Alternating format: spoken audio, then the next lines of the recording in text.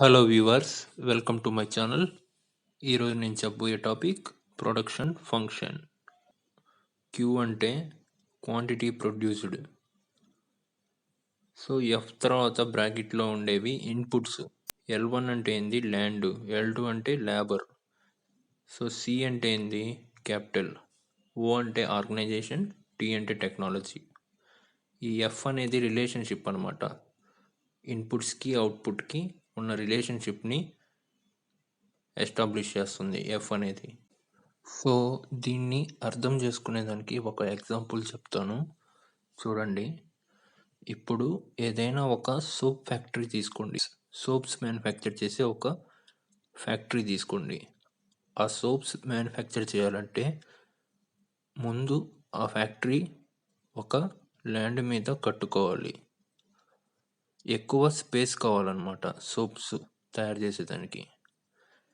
ఎక్కువ స్పేస్ ఉంటే ఎక్కువ క్వాంటిటీ సోప్స్ మనం మ్యానుఫ్యాక్చర్ చేయొచ్చు.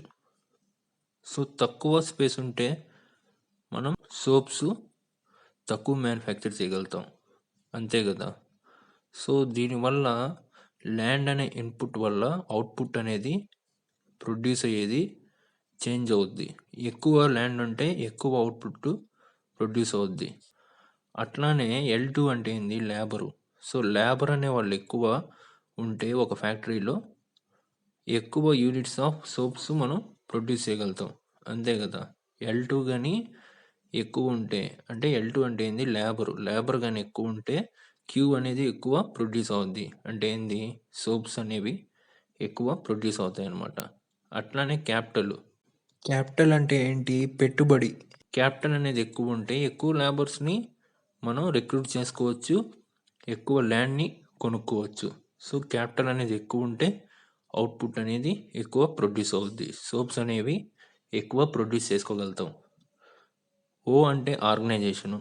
ఒక పెద్ద ఆర్గనైజేషన్ కానీ ఉంటే ఎక్కువ మ్యానుఫ్యాక్చర్ చేయగలుగుతారు. సో ఒక పెద్ద ఆర్గనైజేషన్ అంటే వాళ్ళ దగ్గర క్యాపిటల్ ఎక్కువ ఉంటుంది. క్యాపిటల్ ఎక్కువ ఉంటే లేబరు ఎక్కువ తీసుకోవచ్చు మనం మ్యానుఫ్యాక్చర్ చేసేదానికి సోప్స్ని. ల్యాండ్ కూడా ఎక్కువ కొనుక్కోవచ్చు. ఒకవేళ స్మాల్ ఆర్గనైజేషన్ అయితే ఎక్కువ ప్రొడ్యూస్ చేయలేరు అనమాట సోప్స్. సో నెక్స్ట్ ఏంది?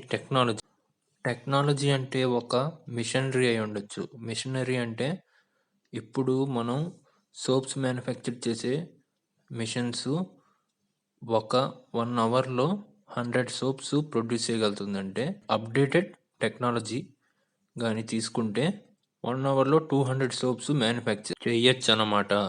ఈ విధంగా టెక్నాలజీ అనేది చాలా ఇన్ఫ్లుయెన్స్ చేస్తుంది. సో టెక్నాలజీ అనే ఇన్పుట్ కానీ చేంజ్ అయితే అవుట్పుట్ కూడా చేంజ్ అవుద్ది అనమాట. ఇప్పుడు ఈ పెద్ద పెద్ద ఆర్గనైజేషన్స్ ఏవైతే ఉంటాయో అవి టెక్నాలజీని అప్డేట్ చేసుకోగలుగుతాయి. ఈ విధంగా ఆర్గనైజేషన్స్ వల్ల కూడా అవుట్పుట్ చేంజ్ అవుద్ది అనమాట.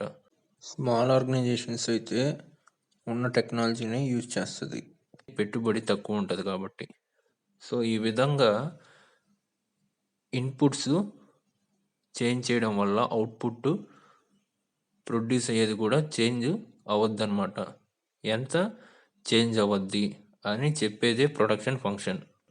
ఇదంతా విన్న తర్వాత మీకు ఏమర్థం అవ్వాలంటే, సో మనం ఇన్పుట్స్ చేంజ్ చేసిన దానివల్ల అవుట్పుట్ అనేది ఎంత చేంజ్ అవుద్ది అంటే L1, L2, C, O, T ఇవి చేంజ్ అవడం వల్ల క్యూ మీద ఎంత ఇన్ఫ్లుయెన్స్ ఉంటుంది అని తెలుస్తుంది.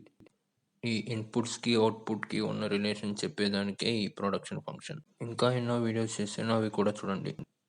Thanks for watching.